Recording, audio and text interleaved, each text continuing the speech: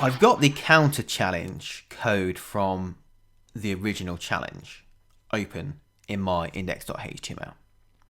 As you can see, it's using the React.create class, and we want to convert this to ES6.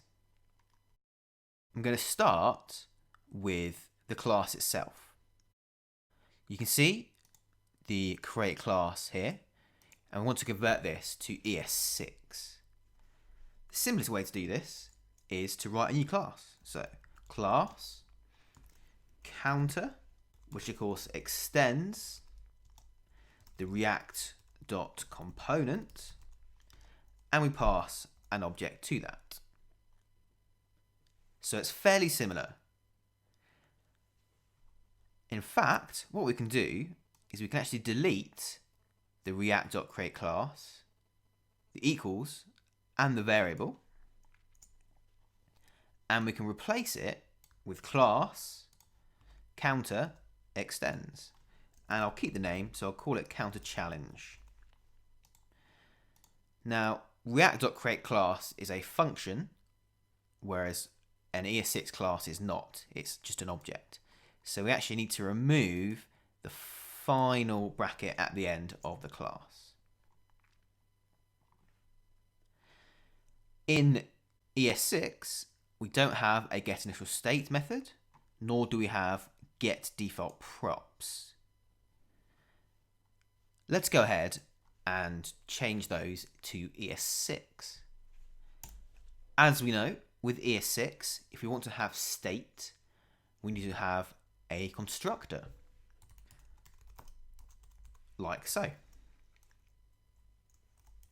And we pass in the props to our constructor. Now, if you have a constructor, you of course need to call super, and you should always pass props to super, even if you don't need to, just for clarity.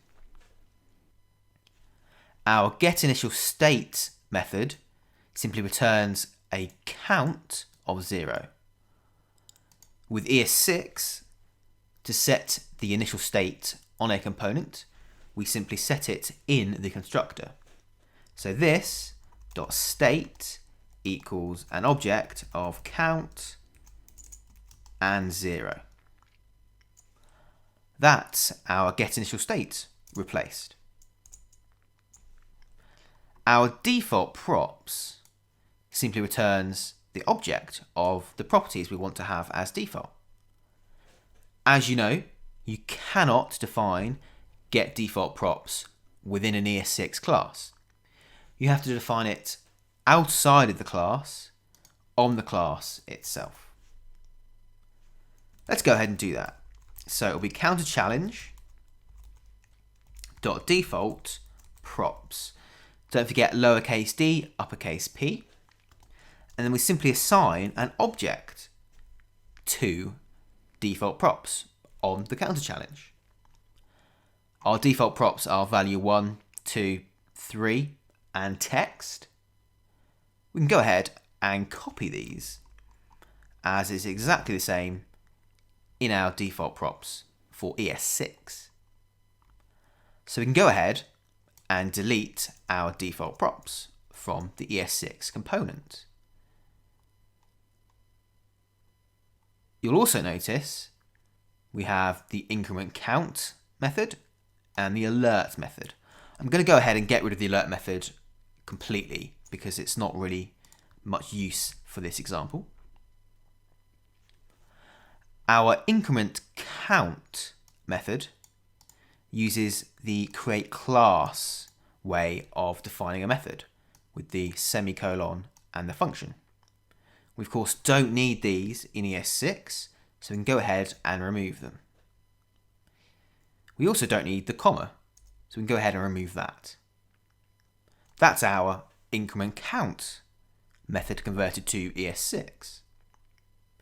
So hopefully you can start to see that converting React.create class components to ES6 isn't all that hard. We need to do the same thing with our render method, as it's using the incorrect way of defining a method for ES6. And that's our render method converted to ES6. our class is now completely converted to ES6. And in fact, if we delete the original class, save this document, open it in your browser, you'll see that the counter example still works using an ES6 class. Now you can actually mix ES6 and non-ES6 code. It's not recommended to, but just to know you can do it. The only thing left to refactor now to ES6 is our stateless functional component, our button. To do that, simply replace the keyword var with const and remove the word function. After the brackets, we simply have to replace our rocket, so our arrow and then our angle bracket. And that's it. If we save it, open the browser again, refresh, we'll see our component works exactly the same. But now it's using ES6. So that was very simple. Because this is so simple, let's go ahead and add some prop types to our button. So button.prop types equals, and then an object of our prop types. Let's go ahead and put one for our text. So React.prop types.string. Notice that on the button property, it's a lowercase p, uppercase t. On the actual object, it's an uppercase p and an uppercase t. Let's go ahead and add one for style as well. That again is going to be a string. Another one for our value, which is going to be a number. Dot number. One more for our click handler, which is a function. Prop types.func. Let's make this one required. It's a bit pointless having a button that doesn't do anything when you click it. If you save that, refresh the browser, you'll see our component works exactly the same. Open up your developer tools, you'll see we've got no warnings.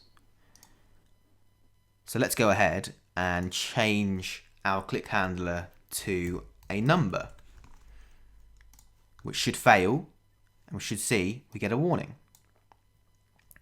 which is excellent. It's what we'd expect.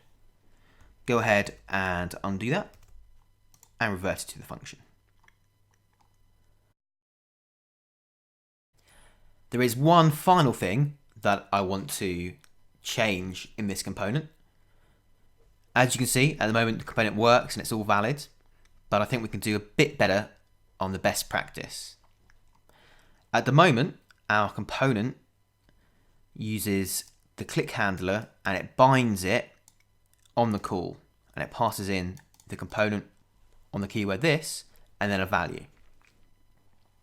The best practice for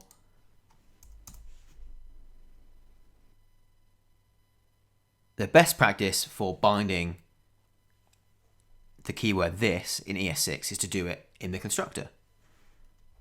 This dot increment count equals this dot increment count dot bind to this, so binding to the keyword this, which in our constructor is the component. Makes things a bit nicer, which means we can go ahead and get rid of these.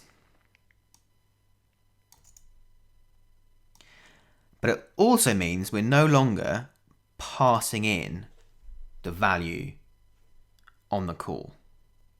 To do that, as we've seen, we need to use the ES6 arrow function. So bracket equals then an angle bracket, and we're going to pass in our this dot increment count function, and to that function we're simply going to pass this dot props dot value 1. And of course, this is going to be the same for each of our buttons. So this dot increment count, pass in this dot props dot value 2. And finally, for the third button, this dot increment count, and pass in this dot props dot value 3. If we save, refresh the browser,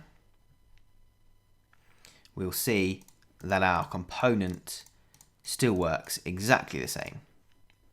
And that's just some cleaner syntax for binding our component to the keyword this. As you can see, in a short space of time, we've converted a React.create class component to ES6. We've changed the way we define the class. We've introduced a constructor, which replaces the getInitialState by defining the state within the constructor. We've replaced the way we bind our increment count function. We've removed getDefaultProps and defined our props on the component outside of the component. And we've replaced the stateless functional component with an ES6 stateless functional component. And we also threw in some prop types for the button. Nice and simple. It's really easy to convert a React.create class to ES6. Thanks for watching. If you enjoyed my video, please like, share, and subscribe. If you've got any comments, suggestions, or ideas for videos, leave them in the comments below. Send me a tweet at Codewithtim or send me an email, codewithtim@gmail.com.